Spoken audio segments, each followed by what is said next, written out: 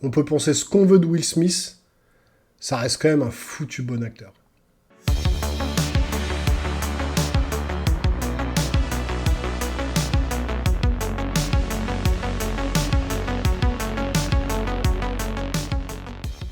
Bonjour les amis, ravi de vous accueillir sur la chaîne. Ça fait quelques jours que j'ai pas pu être présent. Je vous l'entendais peut-être encore un peu à ma voix, je sors d'une grippe de l'enfer. Je suis resté 3 jours alité, 42 fièvres, j'étais KO. Donc j'ai pas pu faire de vidéo, mais j'ai pu penser aux futures vidéos qui vont tomber. Donc j'ai plein d'idées qui ont fusé, donc n'hésitez pas à vous abonner. La petite cloche pour rien manquer, le petit pouce bleu, ça aide vraiment la chaîne. Et puis, du coup, j'en ai profité pour regarder le dernier film de Will Smith, Émancipation. Enfin, de Will Smith, le film avec Will Smith. Donc, je vais, sur cette vidéo, vous faire la critique de ce film-là, en toute objectivité, hein, de ce que j'en ai pensé, ce que j'ai ressenti dans le film. Est-ce qu'il est bon ou non? Est-ce que Will Smith est au top ou non? Voilà, on pourra penser ce qu'on veut de Will Smith, après les déboires qu'il a eu avec la gifle là aux Oscars, etc. Je suis pas forcément pour l'attitude qu'il a eue, ça c'est clair. C'est pas trop admissible de faire ça, surtout à une cérémonie comme celle-là. Mais bon, ça reste quand même un foutu bon acteur, ce Will Smith. Moi, je l'aime beaucoup dans les films qu'il a fait. Donc là, on est sur le dernier film sorti donc sur la plateforme de Apple TV. Film de Antoine Fuqua, donc, qui a notamment réalisé Training Day, Les larmes du soleil, La rage au ventre, Equalizer, donc des films. Je vous mets les petites photos ici, je vous invite à vraiment aller voir ces films-là, parce que c'est vraiment des très très bons films. Et donc, personnage principal dans le film Émancipation, campé par Will Smith, dans le premier rôle, et dans le second rôle, Ben Foster, donc acteur qui joue très très bien dans le film aussi. Et donc on va parler de ce film-là, de cette critique, et je vais vous en dire ce que j'en ai pensé. Donc dans un premier temps, au niveau de la réalisation, c'est vraiment très soigné. On est sur un film en noir et blanc, mais pas complètement. C'est-à-dire que c'est un parti pris du réalisateur, il filme principalement en noir et blanc, mais on voit des petites touches de couleurs primaires, un peu de vert dans l'herbe, un peu de jaune avec le feu, un peu de rouge avec le sang, donc c'est assez léger, mais on arrive à le distinguer dans la photographie en fait, et photographie qui est vraiment bien mise en valeur, qui est très jolie, il y a des très beaux plans de caméra, des top shots, des plans vus du dessus, des travelling assez rapides sans dénaturer la qualité d'image sur certaines courses-poursuites. Il y a des plans de caméra, je pense qu'il a fait ça avec des drones, où en fait la caméra va passer sous une structure, va passer à côté de la pioche d'un esclave, va ensuite passer dans de la fumée, pour ensuite arriver dans une cellule. Donc tout ça en suivant l'action. Et ces plans de caméra, c'est au début du film surtout, il y en a 2-3 comme ça qui sont vraiment bien foutus. Donc ça rend vraiment l'image très jolie, et la réalisation assez soignée, franchement. Rien à redire là-dessus, des beaux panoramas, alors même si le contexte du film est un peu hard quand même, les plans sont quand même des plans naturels, sur le bayou, on a vraiment des beaux environnements, et on voit que ça a été tourné en fait en extérieur, et c'est assez joli, il y a très peu d'effets spéciaux, mais c'est vraiment pas mal fait de ce côté-là. Donc au niveau du scénario, Will Smith campe le personnage de Peter, c'est un esclave alors qui a existé. Il y a une photo, là, apparemment, qui a fait le tour du monde suite à ces blessures qu'il a reçues lors de son esclavage pendant la guerre de sécession, où il a été fouetté, battu. Il le dit dans le film, d'ailleurs. Il s'est fait battre, il s'est fait casser les os, il s'est fait fouetter, il s'est fait jeter par terre, etc. Cette photo a fait le tour du monde, on la revoit d'ailleurs plus ou moins dans le film. Et voilà, c'est tiré d'une histoire vraie, je pense qu'après c'est un peu romancé autour de tout ça, parce qu'il y a certaines scènes que je vous spoilerai pas, hein, il n'y aura aucun spoil dans cette critique, où c'est un petit peu tiré par les cheveux, mais bon, dans le contexte du film, ça passe. Antoine Fuqua, il faut savoir qu'il est quand même connu, comme je vous dis, pour des films comme Equalizer, Training Day, donc c'est des films assez action, on va dire. Et là, il est resté un peu dans ce thème-là, c'est-à-dire que la photographie est très belle, le scénario démarre bien, Will Smith campe bien son personnage. Il est suivi du personnage de Ben Foster qui joue le personnage qui va procéder à la chasse à l'homme.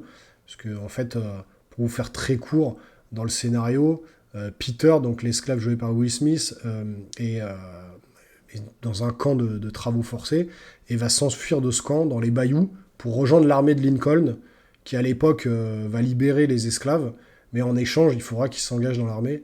Donc voilà, le pitch de base, c'est ça, et le film retrace un peu la cavale de cet esclave Peter à travers les bayous pour rejoindre l'armée de Lincoln, poursuivi par Ben Foster, donc l'acteur, qui va procéder à la chasse à l'homme. Donc toute cette chasse à l'homme est vraiment bien filmée. C'est assez haletant, on est pris dans le film. Tout du moins au début, il y a parfois ça traîne un petit peu en longueur, j'avoue. Il y a des moments où je me suis dit, ah, ça aurait pu être un peu plus rapide. Le film aurait gagné à durer peut-être 15-20 minutes de moins. En tout cas, voilà, Will Smith donne de sa personne, ça on peut pas le nier. Il se donne à fond, il est dans la boue, il est dans la crasse, il est dans l'humidité, dans la saleté, dans le sang, dans les pleurs. Enfin voilà, il campe vraiment le personnage, il est vraiment investi dans le film. On voit qu'il a donné de la sueur de son corps et de sa sueur pour faire ce film.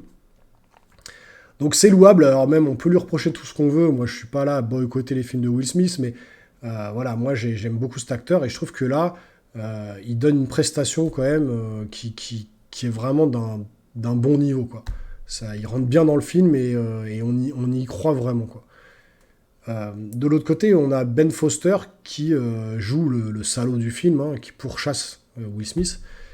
Et j'ai lu quelque part un article où, pour se mettre dans le film, Ben Foster, sur le tournage, en dehors des scènes, n'adressait pas la parole et ne regardait pas Will Smith pour se détacher complètement du personnage, pour n'avoir aucune empathie envers Will Smith, pour que quand les scènes soient tournées, bah, en fait, il soit vraiment détaché du personnage et qu'il ait vraiment comme une haine envers lui, entre guillemets, même si c'était des acteurs. Mais voilà, il y a eu ce rejet entre les scènes où ils voulaient pas se parler, pas se voir, pour exprès garder s'imprégner du personnage. Et je trouve que Ben Foster rentre bien dans le personnage aussi, il joue bien le rôle du salaud, de celui qui chasse les esclaves pour essayer de les tuer ou de les ramener au camp. Et il campe très bien son personnage également. Alors au niveau de la musique, c'est pas ce qui se fait de mieux en termes de musique dans un film. C'est du déjà vu, on va dire. C'est efficace, mais sans être non plus transcendant, quoi.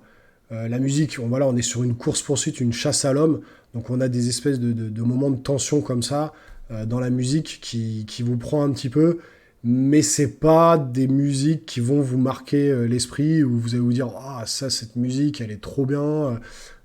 C'est pas la musique que vous allez mettre en boucle sur Spotify pour écouter, ça c'est clair et net. Il y a quelques chœurs de temps en temps qui sont là, des chœurs africains ou autres pour rentrer dans le film, mais c'est pas ce qui fait le point fort du film. Alors, comme vous le savez aussi, moi j'ai une salle de cinéma, si vous suivez la chaîne, et donc j'ai un ensemble de sons Dolby Atmos, et le film je l'ai regardé en VO sous-titré en Dolby Atmos, justement. Alors, c'est pas forcément le genre de film sur lequel on s'attend à avoir des effets sonores de malade, mais c'est quand même très très bien spatialisé. On entend les coups de pioche au loin des esclaves, on entend les bruits des animaux qui sont dans la forêt, les espèces de grillons, les petits bruits dans la nuit, les craquements des arbres. On entend les explosions au loin venant de la guerre de sécession. On a des explosions qui arrivent sur les enceintes Atmos, qui explosent. C'est vraiment pas mal foutu, on est assez immergé dans l'ambiance. Et de ce point de vue-là, la spatialisation est vraiment bien foutue, le mixage sonore est vraiment bien fait. Bon, alors dans tout ça, est-ce que le film est plaisant? Oui, il est prenant, il est 2h12 je crois. J'ai pas décroché du film, sans être non plus happé par le film. Je vous dis, Will Smith, vraiment, il est sur le haut du panier en termes d'acting. On ne peut pas lui reprocher ça. C'est un très bon acteur. Parfois, dans certaines scènes dans le film, il en fait un petit peu trop. On voit surtout les gros plans où il va un peu faire la moue, où il va un peu pleurer, on voit qu'il se force un petit peu. C'est sa façon de jouer, mais ça semble réel, c'est pas mal fait. L'émotion, elle y est. Il y a certains passages, alors parfois un peu capillotractés. Voilà, on va vous mettre des scènes avec, avec sa famille. Donc on essaye de vous faire verser la petite larmichette. Ça marche de temps en temps, ça marche pas tout le temps. Mais c'est louable d'essayer de ramener ces sentiments-là. Et ça marche de temps en temps, mais pas tout le temps. Donc le film reste un très bon film. Ça sera pas le meilleur film de l'année, encore une fois. Ça reste un très bon film à voir, un très bon divertissement. Alors, quand on sait surtout que c'est tiré d'une histoire vraie, comme je vous ai dit au début, je pense qu'il y a des choses romancées parce qu'il y a des choses qui se passent dans le film, je vous dirai pas quoi. Ça me paraît un peu énorme, mais bon, ça vous permet de vous garder un peu dans le film. Et franchement, voilà, Antoine Fuqua, il n'est pas décevant sur ce film-là, c'est un très bon film. Voilà, du même gabarit que Les Larmes du Soleil, La Rage au ventre et tout. C'est des films qui vous prennent quand même un peu aux tripes. Ça restera pas dans les annales des films. C'est pas le film que je vais forcément me souvenir dans 10 ans.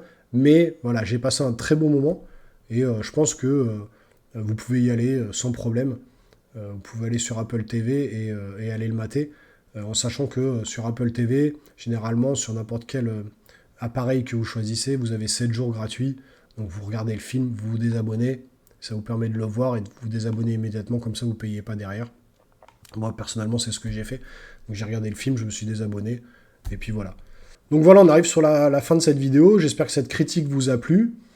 Moi, je suis en train de réfléchir à plein d'autres vidéos, donc n'hésitez pas, encore une fois, à activer la petite cloche pour être notifié des vidéos qui arrivent. Moi, je vous dis à une prochaine. Portez-vous bien, parce que les virus traînent. Je peux vous le dire que là, avec ma voix encore, vous entendez un peu cassée. J'étais au fond du trou. Donc portez-vous bien, faites attention à vous. Et puis, on se revoit très bientôt sur une nouvelle vidéo. Ciao, ciao.